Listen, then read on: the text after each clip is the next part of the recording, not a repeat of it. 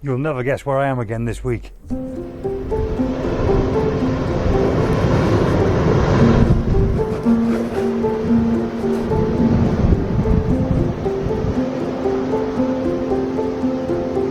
Hi guys, and welcome to this week's video. I'm back at Spurn Point, as you can see. I do love it here, it's fantastic.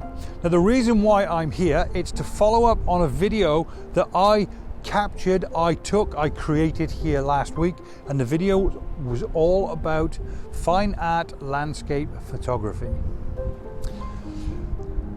The video has been very well received, and I think just about everybody likes the pictures, but the video has raised a few questions like, Gary, can I take long exposure photography by using a camera that's not full frame? In other words, can I use a crop sensor camera? Gary, do you use filters? Do you focus, expose, blend, etc, etc, etc? Then I realized, well, I did create the video, but I didn't go into too much detail on how I actually captured the image. So I thought I would come out here and warts and all show you from the ground up how to take long exposure or minimalistic or fine art landscape pictures.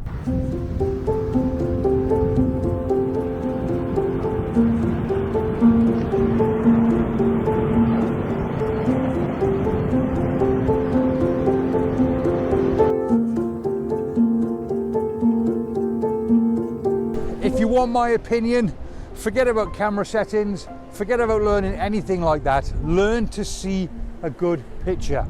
And I say it time and time again. Work to rules of thirds and be really boring. It will never fail you. It will never fail you. I'm just looking at the composition that we've got facing me now. We've got a line of groins going out to the sea, being battered by the waves. So now I can see the near side, the closest side to the image. It's going to be nice and white, possibly a little bit frosty. Black dark groins going all the way out to the sea with a long exposure. I think that will look terrific. Very simple, very fine arty, very minimalistic-y. It didn't really matter about pigeonholing this style of photography. It's just about ensuring that you get your tick boxes ticked in the right order. It's really important that the camera sits on a very sturdy tripod. It doesn't have to be an expensive one, it just has to be very sturdy. You also need a very sturdy tripod head. Again, without stating the obvious, if either of these become a weak link in your chain, you will not be able to take images like this. Again, I can't stress enough, I didn't say expensive, I said sturdy and sturdy. Sturdy tripod head. When it comes to the camera, well, any camera will do. Again, somebody asked in the comments below of my last video, will this style of photography only work with a full frame camera? No, it will work with any camera. Cameras work scientifically. There is a science formula to how cameras work, and that science formula is the same across all brands, make, models and shapes.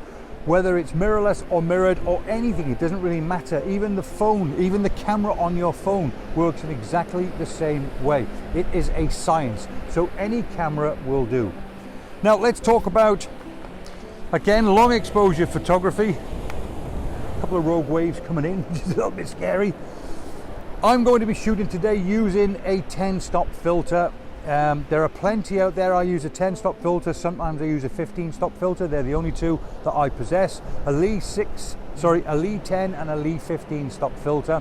You don't have to buy a high-end brand like Lee. There are so many different models out there, cheap and expensive, and the chances are they'll all work pretty much equally as good. But if you're new to this and you want to try it, go out and buy a budget 10-stop filter. That's my recommendation to you. In actual fact, I did a video on this about a year ago. Check that video out. So these are optional. Today, they're essential because of the time. Mid-afternoon, high tide, so I have to stand here and grab this shot now when there's lots of light, so it's essential that I use a 10-stop filter. But if you want to try this style of photography and you're new to it, then simply go while the light is fading. Go at night.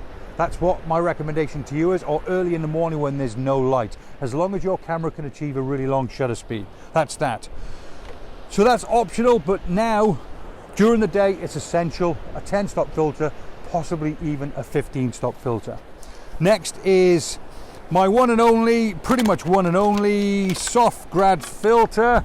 It's a very bright sky, so I am going to opt for, this is a 0.9 soft grad filter. It's the only one I ever carry with me, and it is fantastic. This is made by Hader. It's really good.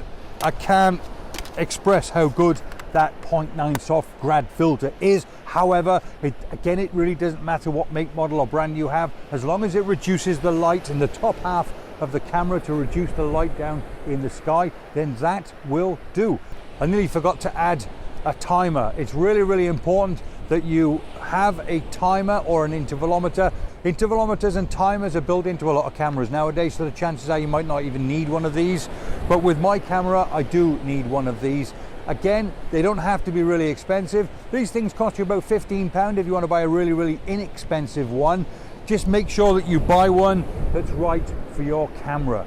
But that is pretty much an essential part of shooting long exposures. Get yourself a timer. The first thing that we have to do is set our camera to manual. It's really important. If you've never shot in manual before, do not stress, because it is really easy. So let's set up our ISO. We have three things to take into consideration: ISO, shutter speed, and aperture. Don't start panicking. Once again, I really can't stress this enough. Don't panic. Set your camera to manual and follow this or these instructions. ISO. Set the lowest ISO that your camera will allow in manual, not auto.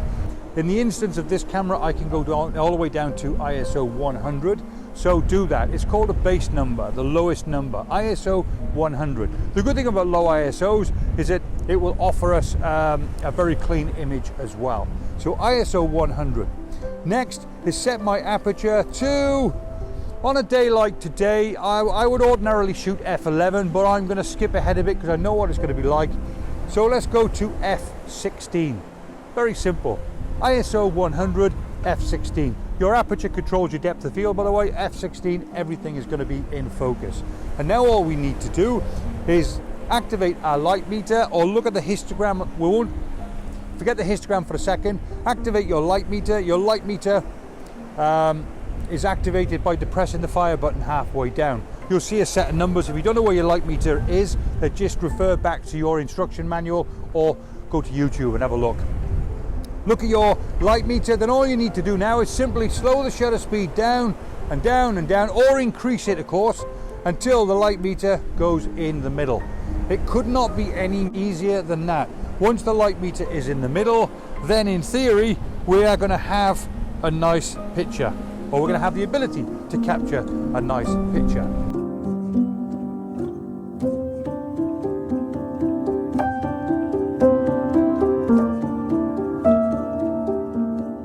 I want to try and lengthen the length of time the shutter speed stays open. In other words, the shutter stays open longer.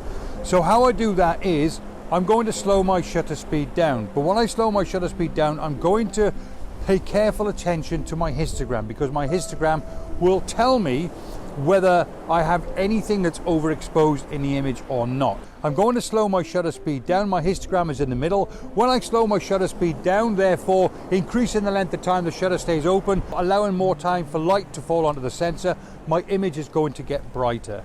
So let's slow my shutter speed down. As I slow it down, my histogram moves further to the right. Now I'm going to keep slowing it down until I'm close enough. I don't want to go too close. Slow it down just as far as you can, but make sure you don't take the histogram all the way to the right. If the histogram goes all the way to the right, then you have clipping in the image, which means some parts of the image are overexposed. That looks pretty cool. Now all I'm going to do now is simply add my neutral density filter, and the reason why I'm going to do that is because clearly there's more light in the sky than there is in the floor. Let's grab my cloth. So let's drop that down again, looking at the back of the camera. There you go, just so it reduces the light down in the sky. Now it's done that, it's reduced a little bit of the light down overall in the image, which means I can now slow my shutter speed down just a little bit more, and I'm going to go there. That is a 30th of a second. That's pretty cool. I like that. Checklist: ISO 100, f16 30th of a second, composition all in place, camera on a sturdy tripod, everything is ready and raring to go. Now before we drop that 10-stop filter in there, I've got a couple of other things that I need to just check as well. First of all, I want to check to make sure my horizon is level. It's really important to make sure your horizon is level, so make sure your horizon is level. If you're lucky enough to have a level on the back of your camera on your live view, then activate that just to doubly make sure. Next, let's pre-focus. Focusing without stating the obvious is really important. I would always recommend a single point focus.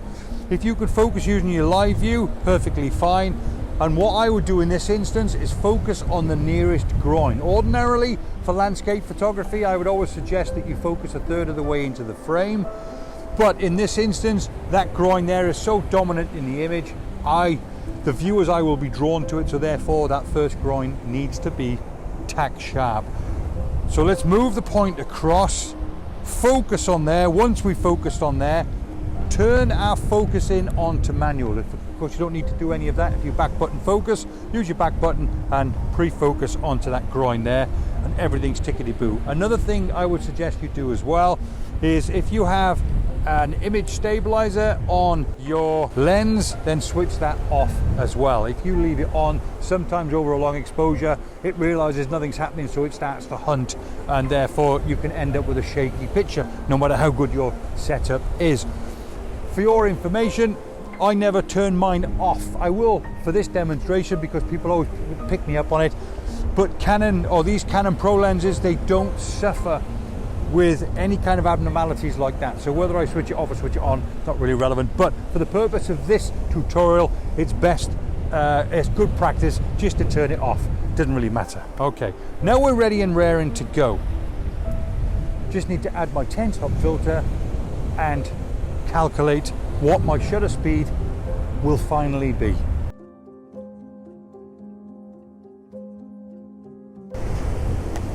Right, let's add our 10-stop filter. Again, it's really important that you add your filters the correct way. Like, for instance, the Lee 10-stop filter, I'm not sure if you can see it, but it's got a seal across the edge of the 10-stop filter, and so therefore I'm going to not only place it into the slot closest to the camera lens, but ensuring that that seal aims inwards as well. The easiest way to calculate it is simply this. Download a Lee Big Stopper app. It's a Lee Big Stopper app. I recommend it all the time. Just download it. Even if you don't use Lee filters, it doesn't really matter. It's free to download and free to use, and it's really so simple. And all you need to do is tell the Lee app which filter you're using, as in 6, 10 or 15 stop filter, and what your current shutter speed is. Current shutter speed now is 30th of a second. Therefore, once you put those dials in place, it will now advise that you need a 30-second exposure, in which case I can now actually dial this camera down to a 30-second exposure and take the picture, which is what we're going to do right now. That looks really nice. Over a 30-second exposure. I'm looking at my histogram. My histogram is quite a distance to the right-hand side, but I believe I could possibly push it even more. So what I'm going to do, I'm going to leave the settings exactly the same, but I'm going to double the length of time the shutter speed stays open. Double or half basically means one stop of light. So from a 30-second exposure, I'm now going to make an adjustment to my camera so that the shutter speed will stay open for 1 minute. I haven't moved the camera, so it doesn't make any difference. In actual fact, if the image on the floor is fine over 1 minute exposure, but the sky might be slightly overexposed, then we can just simply swap skies over if you're comfortable doing that. Okay, so now how we do that then, because my camera will only allow me to go to a 30-second exposure. If I now want to go beyond that, I now have to shoot in bulb mode. Bulb mode, it's just called bulb mode. You don't have to worry about what bulb mode means. Well, okay, if you wanted to know, bulb mode is the only setting within your camera that doesn't have a predetermined length of time that the shutter speed stays open. It's the only shutter speed setting. Right, so that means your shutter speed stays open for as long as you keep your finger on the button. It's as simple as that. Switch your camera to bulb mode. Make sure the ISO and aperture settings remain the same. They are, which is ISO 100 and f16. Now my intervalometer comes into play. I'm now going to shoot this at a 1 minute exposure. That means the shutter speed will stay open for twice as long as 30 seconds. You know what I mean. There you go. That's a 1 minute exposure. And we'll see how that looks.